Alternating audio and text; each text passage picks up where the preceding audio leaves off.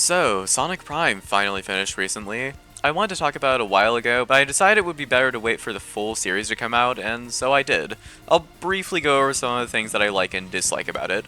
First of all, I really like the show's take on the whole multiverse thing. The multiverse lately has been super overdone by Marvel and DC and a bunch of other stuff. I wouldn't be surprised if Donkey Kong had a few multiverses stuck up his rectum.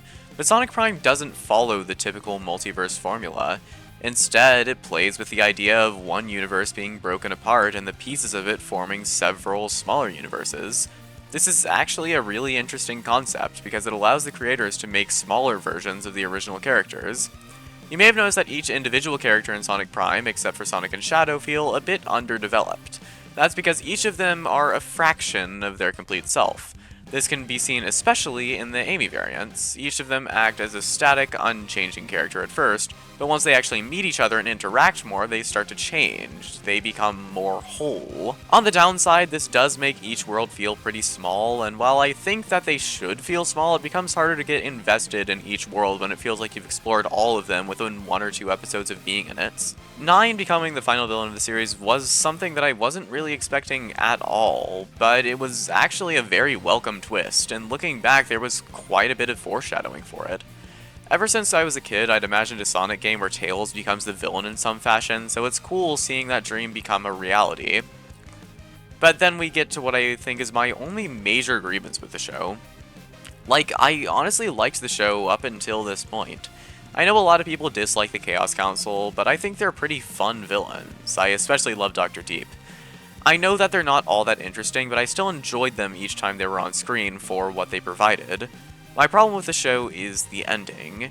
There are some things about the ends that I do respect. I think it was good that Sonic was willing to sacrifice himself, and overall I do think that he had a better character arc than he's had previously. Granted, the bar wasn't super high, considering that Sonic is a pretty static character, but that makes moments like these even more special.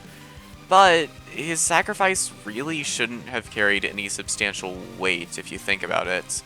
If the Shatterverse is really a shattered reality, then Sonic and 9 wouldn't have been able to recreate the original world inside of the Shatterverse.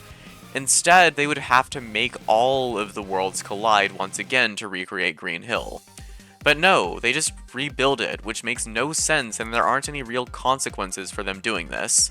Unless that big thing we see at the end is a consequence somehow, but I really doubt it. And I get that basically erasing the other realities was what 9 was against, and it was supposed to show that Sonic was being selfish, but honestly, I think 9 was being selfish here.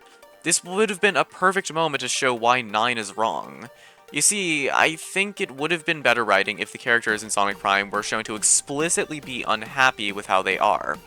Each of them feel incomplete without their other counterparts nearby. That's why the Amy's and Pirate Tails and Mangy stick together so much. They feel better around each other because they feel more whole. But 9 is afraid of losing himself.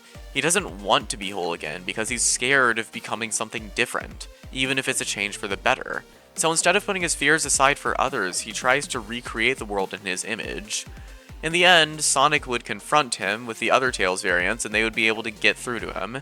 9 would finally be able to admit that he is unhappy with how he is, and he'd be ready to accept the change, even if he loses some of the things he learned in this lifetime. It would have been a really touching story, and it would have been a sacrifice on everyone's part, not just Sonic's. And that sacrifice would carry significant weight as well, because even though the other characters are happier as their whole selves, they've basically erased a big part of their past that only Sonic and Shadow will remember. Sound familiar to anyone? But honestly, it's a kids show, and frankly, we all knew this was how it was going to end, and I'm okay with that. Overall, I still had fun watching the show, and I don't think that a super heavy ending like that one I described would really be fitting for the tone of the show. But hey, I'm a Sonic fan. If there's one thing I've learned from being around the Sonic community so long, it's that we're all tone deaf. But yeah, tell me how you feel about this subject. Is there an ending that you think would be better? Did you have fun with the show? Do you think I should go outside more? You're right. See you guys.